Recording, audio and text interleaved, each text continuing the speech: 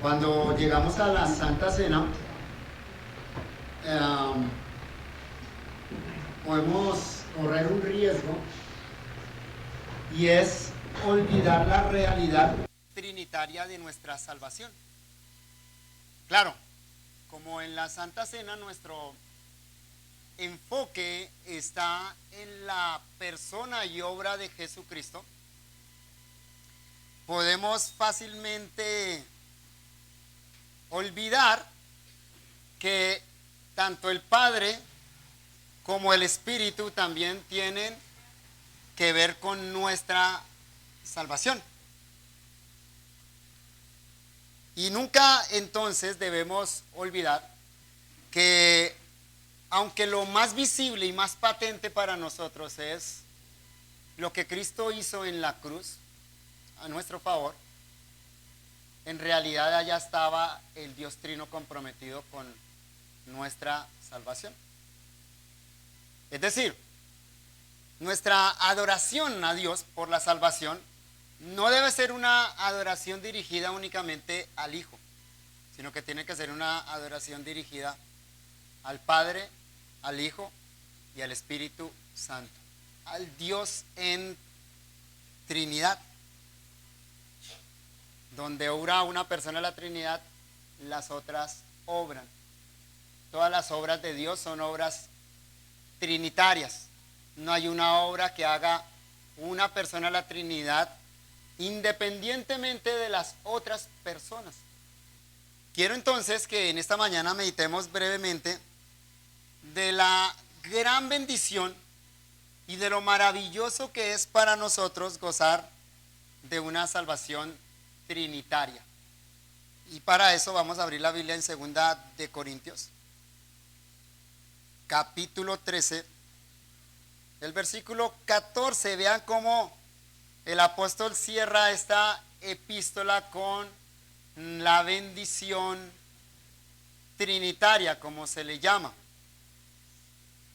Dice el apóstol Pablo: la gracia del Señor Jesucristo, el amor de Dios y la comunión del Espíritu Santo sean con todos vosotros. Amén. La doctrina de la Trinidad no se la inventó la teología cristiana. Es bíblica. Y algunos dicen, no, es que no aparece en la Biblia. Bueno, aquí por lo menos tenemos un versículo que claramente muestra la Trinidad.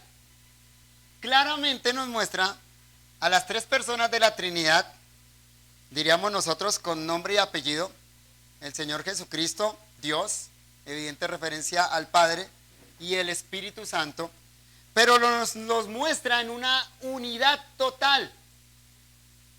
Nos los muestra trabajando en conjunto para bendecir al pueblo de Dios. En un solo versículo entonces encontramos las tres personas nombradas y encontramos la unidad de la deidad. Cuando afirmamos que creemos en un Dios en tres personas, no estamos diciendo que creemos en tres dioses. Creemos en un Dios. Pero creemos que la realidad maravillosa y preciosa de nuestro Dios es tan compleja que nosotros no logramos entenderla totalmente. Y que esa realidad preciosa y maravillosa de nuestro gran Dios es la realidad de un Dios que está en una comunión íntima, donde hay tres que trabajan en unidad perfecta y total, que comparten la naturaleza y la esencia de ser Dios y que obran de una manera armoniosa para completar sus obras. Y este versículo presenta esa armonía maravillosa de la Trinidad a favor nuestro, a favor de los hombres pecadores, a favor de aquellos que hemos caído en la desgracia del pecado. Dios viniendo a rescatar a la raza humana. Y noten la maravilla de esa salvación trinitaria en tres aspectos que menciona Pablo acá. Dice, la gracia del Señor Jesucristo, el amor de Dios y la comunión del Espíritu sean con todos vosotros. Es la gracia, es el amor y es la comunión. Queridos hermanos, eso es así y es para nosotros precioso y maravilloso por la realidad propia de la Trinidad. En otras palabras, si no fuera por la realidad propia de la Trinidad, esto no podría ser de la manera que es para nosotros. Meditémoslo brevemente. Pablo comienza diciendo la gracia de nuestro Señor Jesucristo. Cuando Pablo habla de la gracia de nuestro Señor Jesucristo, está hablando de su bendita condescendencia para venir al rescate de nosotros. La bendita disposición de Jesucristo de abandonar su trono de gloria para hacerse hombre y venir a morir en nuestro lugar. E insisto, esto es así gracias a la Trinidad. Déjeme explicarlo. ¿Quién es el que viene a nuestro rescate? Es el Señor Jesucristo. Pero ¿quién es el Señor Jesucristo? Es la segunda persona de la Trinidad. Noten ustedes que no es el Padre el que viene, no es el Espíritu el que viene, el que se hace hombre es el Hijo de Dios, la segunda persona de la Trinidad. ¿Cómo fue eso? ¿Cómo fue que la segunda persona de la Trinidad fue enviada para hacerse hombre y morir por nosotros? ¿Saben cómo fue, queridos hermanos? Por un acuerdo intratrinitario. O sea, fue por un acuerdo entre las tres personas de la Trinidad, donde las tres personas de la Trinidad, en común acuerdo decidieron salvar a la raza humana caída y decidieron que el que se iba a encarnar, que el que se iba a hacer hombre, que el que iba a morir en la cruz era la segunda persona de la Trinidad. ¿Entienden lo que digo? Esto quiere decir que la gracia que nos llega en Jesucristo es una gracia no de Jesucristo, sino que es una gracia trinitaria. Si el Padre no hubiera enviado al Hijo, no tendríamos la gracia de la salvación. Si el Espíritu no hubiera acompañado al Hijo en su obra redentora, no tendríamos la gracia de la salvación para nosotros. La gracia, precisamente, que Pablo nombra acá, es que Dios, la Trinidad, el Padre, el Hijo y el Espíritu Santo deciden enviar a la segunda persona de la Trinidad para que salve a los pecadores. No hay gracia sin ese acuerdo trinitario.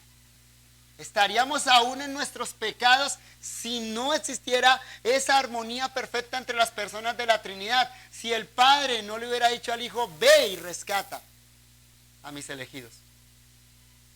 Si el Espíritu no se hubiera comprometido en acompañar esa tarea salvadora del Hijo. Y si el Hijo no se hubiera sometido gustosamente a la voluntad de la Trinidad para venir a nuestro rescate. O sea, esa gracia fue un acuerdo. No fue algo de merecimiento nuestro. Fue un acuerdo de la Trinidad donde ellos dijeron, queremos manifestar gracia a los hombres pecadores. Una gracia que los salve. Y las tres personas de la Trinidad, en total acuerdo, dicen, vamos a hacerlo. Humanamente hablando, ¿no? Tratando de entender lo que sucedió en la Trinidad, porque eso es una realidad, es al interior de Dios. Ellos dijeron, vamos a hacerlo. ¿Cómo lo vamos a hacer? Y deciden enviar al Hijo. No tendríamos al Hijo. Primero, si no lo hubiera enviado la Trinidad. Pero segundo, no tendríamos al Hijo a nuestro favor, muriendo en la cruz por nuestros pecados, si no existiera Trinidad. ¿Quién hubiera muerto en la cruz? Si no existiera Padre, Hijo y Espíritu Santo. Fue el Hijo el que se encarnó, fue la segunda persona, insisto, de la Trinidad la que se encarnó. Así que es gracias a esa realidad preciosa de que nuestro Dios es trino, que nosotros gozamos de la gracia de nuestro Señor Jesucristo. Por eso comencé diciendo que es fácil para nosotros como cristianos llegar a la Santa Cena y volvernos en algo así como unicitarios prácticos. O sea, no teológicamente, pero pareciera que entonces adoramos solo al Hijo. Tenemos que cuidarnos de eso, queridos hermanos. La adoración que elevamos a Dios es una oración al Dios Trino. Pero en segundo lugar, note que Pablo dice ahí el amor de Dios. La primera realidad maravillosa trinitaria ahí es la gracia de nuestro Señor Jesucristo. Pero en segundo lugar dice el amor de Dios. Al decir Dios, se está refiriendo a la primera persona de la Trinidad. Se está refiriendo al Padre. Y está hablando entonces de un amor particular. ¿Cuál amor? Bueno, el amor de Dios hacia los hombres pecadores. Recuerden algo, queridos hermanos. El amor es un atributo de Dios. El amor no es algo humano. Nosotros como seres humanos tenemos amor simplemente porque Dios lo plasmó en su imagen y semejanza en nosotros. Es un amor distorsionado, corrompido por el pecado. Pero nosotros que hemos sido regenerados, hemos experimentado el amor de Dios en nuestros corazones, dice Pablo, por el Espíritu Santo que nos fue dado. Así que nosotros tenemos alguna medida de ese amor. Pero el amor es una realidad ¿en quién? En Dios. Solo en Dios, es un atributo de Dios. Solo le pertenece a Dios. Y el amor en Dios es esa disposición maravillosa de buscar el bien de sus criaturas. Y claro, la pregunta es esta: ¿cómo es que Dios muestra su amor para con nosotros? ¿Cómo es que nosotros sabemos que Dios ama? ¿Saben cómo? Porque el Padre dio al Hijo y el Espíritu Santo derramó su amor en nuestros corazones. Trinitario. ¿Observan que es trinitario? Pero déjeme devolverme un poquito más atrás en el argumento. Ese amor no comenzó a existir en Dios cuando Dios quiso salvarnos. Ese amor es un atributo de Dios. ¿Y sabe desde cuándo existe ese amor en Dios? Desde siempre. Y Dios no nos necesita a nosotros para ejercer o practicar el amor. Porque el amor en Dios primero es un amor trinitario. En otras palabras, el amor en Dios primero es el amor del Padre hacia el Hijo, el amor del Hijo hacia el Padre, el amor del Padre hacia el Espíritu, el amor del Hijo hacia el Espíritu y el amor del Espíritu hacia el Padre y hacia el Hijo. Antes de que Dios creara cualquier cosa, antes de que nosotros existiéramos, existía el amor. ¿Dónde? Al interior de la Trinidad. Si nuestro Dios no fuera trino, ¿cómo sería eso?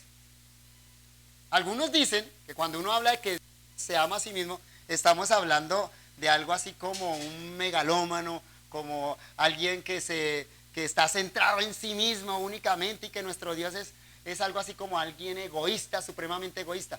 Sí, eso sería cierto, sí, si nuestro Dios no fuera trino. Si fuera un solo ser, en una realidad única y no trinitaria, mirándose por la eternidad. Pero es que nuestro Dios es trino.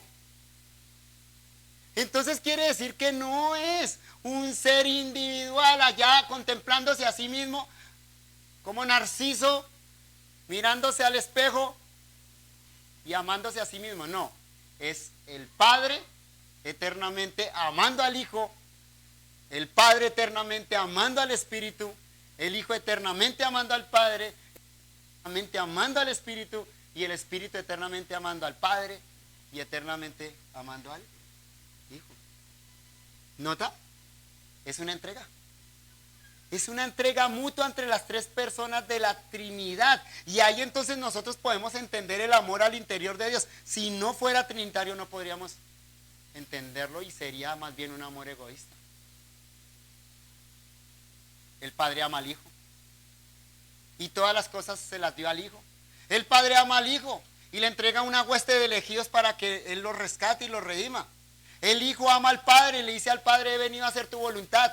Voy a hacer todo lo que me has mandado para que tú seas glorificado. El Espíritu Santo ama al Hijo y ama al Padre, y entonces el Espíritu no se glorifica a sí mismo, que viene a darle gloria ¿a quién? Al Hijo. ¿Eso no es amor? ¿No ven el amor allá al interior de la Trinidad tan maravillosamente expresado?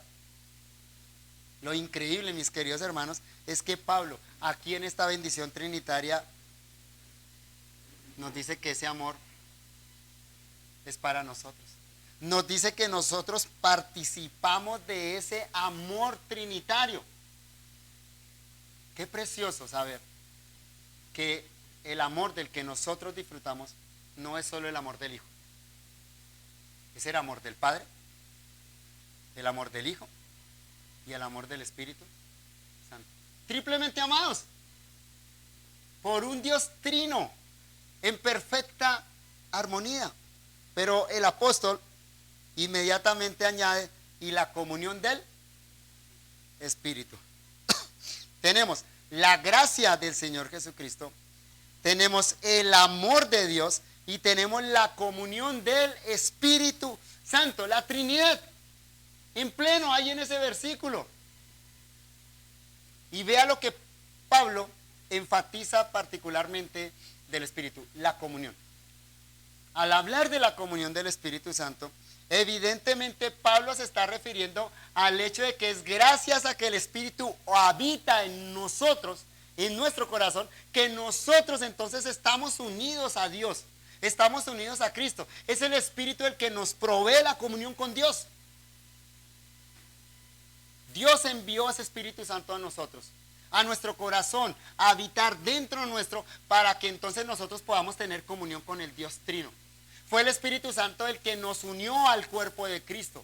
Fue el Espíritu Santo el que creó lazos invisibles pero permanentes, reales, con la Trinidad. Sin el Espíritu Santo nosotros no podríamos tener comunión con Dios.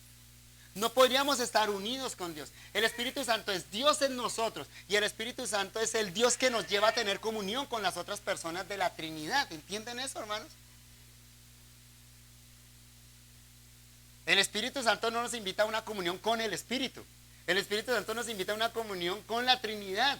El Espíritu Santo nos lleva al Padre, el Espíritu Santo nos lleva al Hijo. Nos lleva a la adoración del Hijo. El Espíritu Santo abre nuestro entendimiento para que veamos las glorias del Hijo. Pero ¿sabe de dónde brota esa realidad de la comunión que nosotros disfrutamos? Otra vez, de lo que sucede al interior de la Trinidad. Es la comunión entre las tres personas de la Trinidad. Esa comunión primero es una comunión intratrinitaria y luego es una comunión que Dios la imparte a su iglesia. Es esa perfecta unión que hay entre el Padre, el Hijo y el Espíritu Santo. Una comunión en todo el sentido de la palabra. Cualquier otra comunión que exista en el universo es imperfecta. Incluso nuestra comunión con Dios. Bueno, por causa de nuestro pecado es imperfecta. Pero incluso cuando nosotros estemos en el cielo, nuestra comunión con Dios va a ser imperfecta porque Dios es Dios. Y nosotros seguiremos siendo criaturas. Nunca nosotros conoceremos plenamente quién es Dios. No podremos ver toda la esencia de Dios. Vamos a disfrutar una comunión real, verdadera con Dios. Pero es una comunión entre Dios y la criatura. ¿Dónde es entonces que hay una verdadera comunión en todo el sentido de la palabra? Común, unión. En todo sentido, en todo aspecto, en todo respecto. Una unión de mente, una unión de corazón, una unión de obras. ¿Saben dónde es que hay esa comunión? Solo en la Trinidad. Solo en la Trinidad encontramos nosotros tres que son de verdad uno. Solo en la Trinidad nosotros encontramos tres que piensan igual, que actúan igual, que están en total y común acuerdo. En la Trinidad nunca ha habido y nunca habrá un desacuerdo. Nunca. Tienen una misma mente, tienen una misma voluntad, comparten la esencia divina. Y aunque son tres, Padre, Hijo y Espíritu Santo, que se reconocen mutuamente el uno al otro, esos tres siempre obran en total armonía. ¿No es así, queridos hermanos? ¿No es lo que nos revela las Escrituras? Nunca ha habido un desacuerdo en la Trinidad. Nunca vemos en la escritura que el Padre quiere hacer algo y el Hijo no lo quiere hacer. Nunca vemos en la escritura que entonces el Espíritu Santo quiere hacer algo y entonces el Padre y el Hijo no lo quieren hacer. Lo que el Padre quiere hacer, lo quiere hacer el Hijo. Y también lo hace el Espíritu Santo. Lo que el Hijo hace, ahí están participando el Padre y el Espíritu Santo. Donde opera el Espíritu Santo, también está operando el Padre y el Hijo. Esa es la realidad maravillosa de nuestro gran Dios.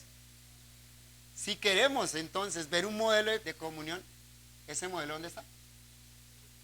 En la Trinidad. Jesucristo mismo se lo dijo a los apóstoles, que nosotros los cristianos deberíamos ser uno, manifestar unidad a la iglesia, para que así el mundo, manifestar unidad al mundo, para que así el mundo pueda ver a nuestro Dios. Porque nuestro Dios tiene una perfecta y completa comunión. Así que la comunión de la que nosotros disfrutamos con Dios, pero también entre nosotros, simplemente es resultado de la comunión que hay en la Trinidad y debe ser un reflejo de esa comunión. Entonces, hermanos, la gracia del Señor Jesucristo, el amor de Dios y la comunión del Espíritu son tres verdades maravillosas que nos recuerdan que nuestra salvación es trinitaria y que se arraigan en esa verdad trinitaria y que nosotros participamos tanto de la gracia, del amor y de la comunión solo en virtud de que nuestro Dios es trino. Neguemos la Trinidad, quitemos la Trinidad de lado y nos quedamos sin nada de esto. No lo tendríamos. Sin nuestro Dios trino no habría gracia del Señor Jesucristo. Sin nuestro Dios trino no habría amor del Padre. Sin nuestro Dios trino no habría comunión del Espíritu. Pero ya que nuestro Dios es trino, entonces nosotros gozamos de la gracia, del amor y de la comunión. Por eso Pablo dice acá, la gracia del Señor Jesucristo, el amor de Dios y la comunión del Espíritu sea con todos vosotros. O sea, con la iglesia. Con los que le pertenecen al Padre, los que le pertenecen al Hijo, los que le pertenecen al Espíritu. Que la gracia de Dios es para los que están en Cristo, que el amor de Dios Padre es para aquellos que han amado al Padre y que la comunión del Espíritu es para aquellos en quienes habita el Espíritu Santo. Esta es una realidad solo para aquellos que están siendo salvados por la Trinidad. No es de todos los hombres. Pero qué maravillosa realidad que tenemos nosotros aquí presentes. Y cuando entonces nos acercamos a los elementos de la Santa Cena, nosotros debemos siempre tener una perspectiva trinitaria. Aunque recordamos al Hijo, aunque recordamos la obra de Cristo en la cruz, aunque recordamos específicamente su muerte en la cruz, el derramamiento de su sangre, siempre debemos ver que allá en esa cruz estaban obrando el Padre, el Hijo y el Espíritu Santo. Y por eso es que la salvación es una realidad para nosotros. Y hoy vamos a participar de esos elementos, por supuesto, recordando lo que Cristo hizo en la cruz en el Calvario, pero vamos a recordar esa realidad, esa salvación maravillosa a la luz de la Trinidad.